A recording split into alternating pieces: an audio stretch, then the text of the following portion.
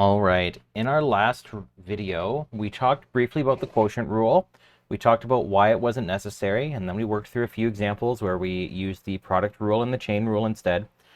But I realized we never actually defined the quotient rule. We explained that we didn't need to use it, that there were other ways, but we didn't actually say what it was and how we can actually use it. So I'm going to make this quick supplemental video here, and let's discuss it here. So first of all, remember that when we're dealing with quotient, it's going to be something divided by something else. Or we also call this a rational function because it's an example of a ratio, and we talked about that in the other video. So now that we know what type of function we have, let's talk about what the quotient rule is going to look like and how we can apply it. So if my function is h of x equals f of x over g of x, then quotient rule tells me that the formula for my derivative is going to be f prime x times g of x minus f of x times g prime x. And that looks kind of similar to the product rule. And if it was the product rule, we'd be adding. Instead, we're subtracting. And also, we're going to have a denominator where on the bottom, we're going to have g of x squared. Now, I'm not going to go through and demonstrate this and where this came from in terms of first principles by taking the limit. If you are really interested in that, you can do that. But this is just a quick supplemental note. So I'm just going to tell you what the formula is, and then we'll practice using it. How would we describe this in words? In words, we would say that the quotient rule says that the derivative of a quotient is the denominator times the derivative of the numerator minus the numerator times the derivative of the denominator, all divided by the square of the denominator. And let's go ahead and try applying this to an example question. So let's say that our h of x is equal to x squared plus x minus 2 over x cubed plus 6. One thing I like to do right away is to label all my pieces and find the derivatives before I go ahead and start plugging things into my formula. So my top function is going to be my f of x. So off to the side, I'm just going to write that f of x is equal to x squared plus x minus 2. I know I'm going to need the derivative, so I'm going to find that right away. 2x plus 1. My bottom function is going to be g of x, which is x cubed plus 6. I'm going to need that derivative as well. So g prime x is 3x squared. And I don't strictly need to do these right away. I can do them as I work through the question. But I find it helpful to kind of pre-calculate the pieces that I'm going to need. So later as I work, I can just plug them into the formula. And it's been a few years, but I'm pretty sure I used to use this technique in university calculus as well, just to have all my pieces ready to go, ready to plug into the equation. Let's go ahead and use our quotient rule. Let's find out what the formula is, and let's plug in our values. So if I'm going to find my derivative, h prime of x, it's going to be f prime of x. So 2x plus 1 times g of x, x cubed.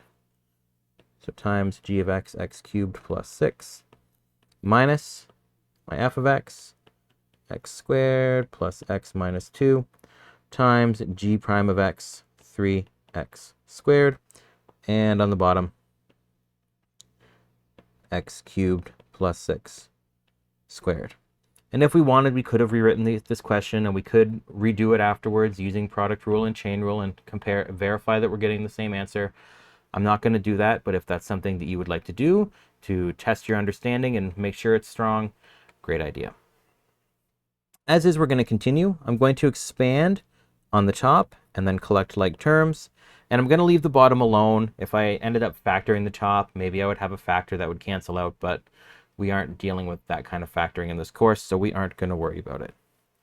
We do need to worry about the distributive property, though. So let's multiply these terms together and see what we're going to get.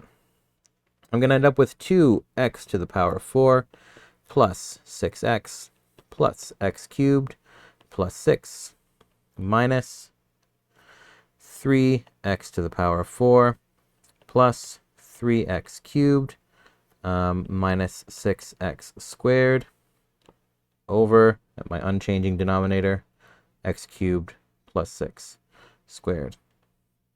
We need to distribute this -1 through my bracket here. Let's go ahead and do that, and then see if there's any like terms we can start collecting. So I'm going to have 2x to the power of 4 plus 6x plus x cubed plus 6 minus 3x to the power of 4 minus 3x cubed plus 6x squared over x cubed plus 6 squared.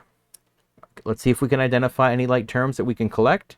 Yep, I got some x to the power of 4s, I got some x cubes, and everything else is by itself.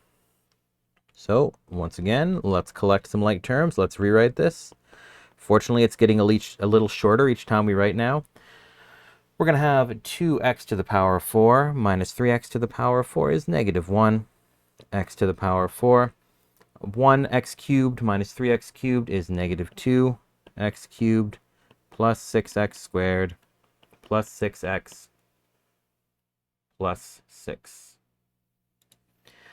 I did make a mistake again, unfortunately. Let's go back and fix it really quick.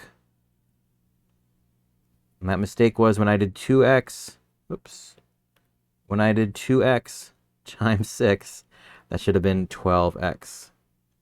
So I'm not going to edit the video. Like I've said before, I think it's important for you to see that even teachers make mistakes sometimes, and also to see how do we go back and fix our errors. So that error has been fixed, and so as I collect my, it's not a like term, it's just going to affect this term, right here. So we're going to replace that number. That needs to be 12x plus 6. All right, looks good. And on the bottom, x cubed plus 6 squared. I'm not going to expand that. It's good the way it is. All right, we've successfully applied quotient rule to find the derivative of a rational function. It took a moment because it was new, but it's not too bad.